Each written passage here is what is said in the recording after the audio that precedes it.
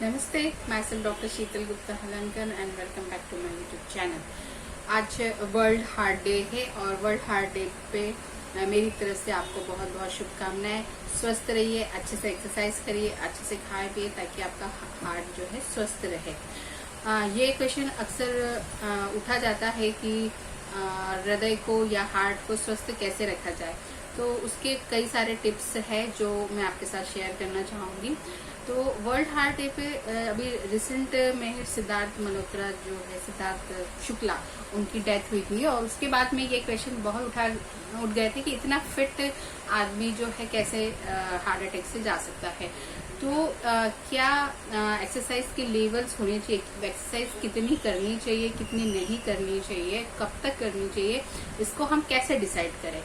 तो एक स्वस्थ हृदय के लिए exercise is must. Exercise is very very must to keep your heart healthy. जितना आप एक्सरसाइज करते हैं आपके हार्ट की पंपिंग सुधरती है, उनकी मसल्स की जो हार्ट एक मस्कुलर स्ट्रक्चर है तो उसकी मसल्स की पावर बढ़ती है, स्ट्रेंथ सुधरती है। फिर अगर ब्लड सर्कुलेशन बढ़ता है फोर्सफुली, हमारी रगों में, हमारी नसों में अगर फोर्सफुली ब्लड फ्लो करता है तो धमनियां जो है वो क्लीन रहती है, ब्लॉकेजेस नहीं होते। तो एक्सरसाइज इज वेरी मस्ट, पर कितनी करनी चाहिए। कई लोगों को एक्सरसाइज की एडवाइस दी जाती है तो बोलते हैं हम लोग चलते तो हैं, घर का काम करते तो है, सुबह से शाम तक काम करते हैं, बच्चों को छोड़ने जाते हैं, but all these things are not include in your exercise. Exercise something which can give strength to your body. बच्चों को स्कूल छोड़ के आना या घर का काम करके देना, it is not a exercise. तो एक्सरसाइज की परिभाषा क्या होती है, आपको एक्सरसाइज कितनी करनी चाहिए, इसके लिए मैं आपको एक ट्रिक बताती हूँ। आपका जब हम एक्सरसाइज करते हैं तो हमारे हृदय की गति जो है वो बढ़ती है।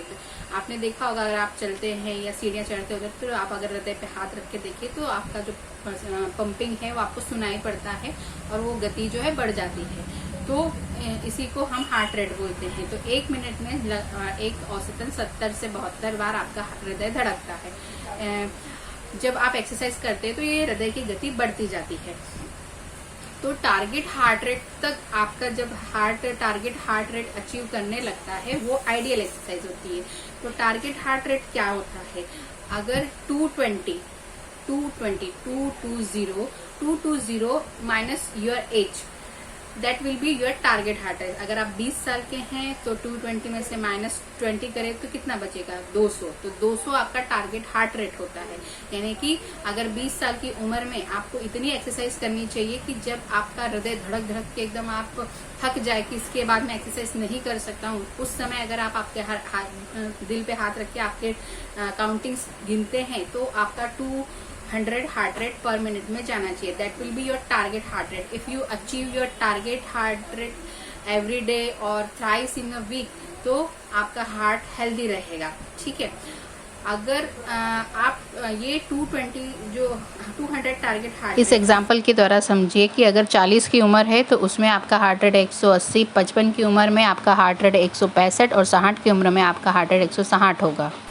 अब अगर ये 200 हार्ट रेट 20 साल की उम्र में आप अचीव करते हैं तो वो आपके लिए हेल्दी होगा। लेकिन आप इससे ज्यादा एक्सरसाइज करते हैं, आपका हार्ट रेट 250 चला जाता है और आप ये 200 वाला जो हार्ट रेट वो आपका लगातार 1-1 घंटे तक रहता है, तो दैट विल जो है strain your body, your heart, आपके हार्ट पे उससे प्रभाव पड़ेगा।